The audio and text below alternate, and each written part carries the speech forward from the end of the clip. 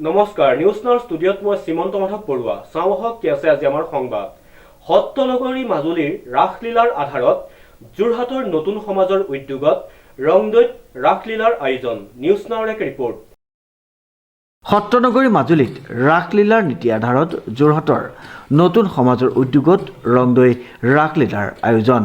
উল্লেখযোগ্য যে উত্তৰ পূব যোৰহাটৰ অন্যতম সামাজিক সাংস্কৃতিক অনুষ্ঠান ৰংদৈ নতুন সমাজৰ উদ্যোগত বৃহত্তৰ ৰংদৈ অঞ্চলৰ ৰাইজৰ সহযোগত ৰংদৈ নতুন সমাজৰ জুৰীয়া ৰংগমঞ্চত 6 আৰু 7 ডিচেম্বৰ শুক্ৰ আৰু শনিবাৰে দুদিনীয়া কাৰ্যসূচীৰে শ্ৰী শ্ৰী কৃষ্ণৰ সম্পূৰ্ণ ৰাসলীলা উৎসৱৰ আয়োজন কৰা হৈছে।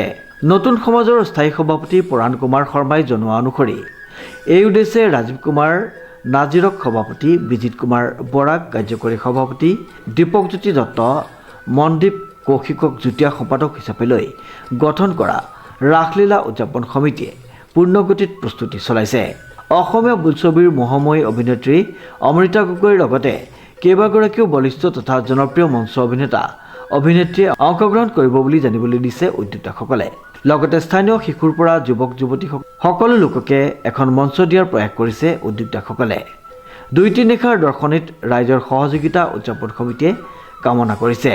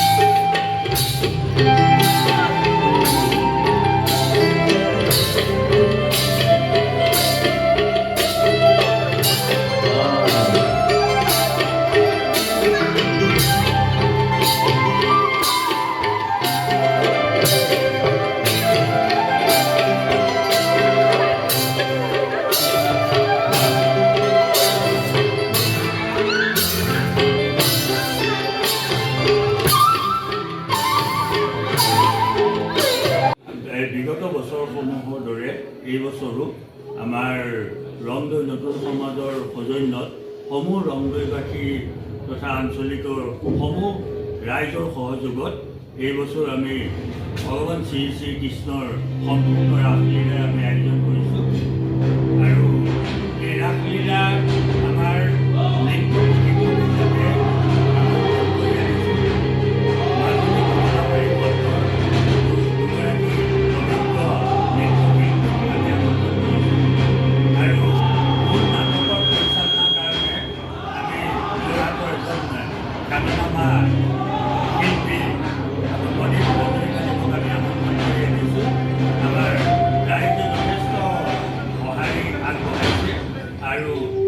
যুৱকবৃন্দ যুৱতীসকল সকলোৱে পূৰ্ণ সহযোগিতা আগবঢ়াইছে। বিশেষকৈ সৰু সৰু ল'ৰা ছোৱালীবিলাকে খুব আনন্দিত হৈ তেওঁলোকে এই কাৰ্যসূচীত অংশগ্ৰহণ কৰিছে। আমি সম্পূৰ্ণ আধ্যাত্মিকতাৰ মাজেদি আমি এই কাৰ্যসূচী পালন কৰোঁ। আৰম্ভণিতে আমি নাম কীৰ্তন কৰি নাম মেলি বৰা কৰা আৰম্ভ কৰি আমাৰ 6 আৰু 7 তাৰিখে আমাৰ মূল নাটক হ'ব। আৰু সকলো ৰাইজৰ আমি উপস্থিতিও কামনা কৰিছোঁ আৰু সকলোলৈকে ধন্যবাদ জ্ঞাপন কৰিছোঁ, কৃতজ্ঞতা জনাইছোঁ।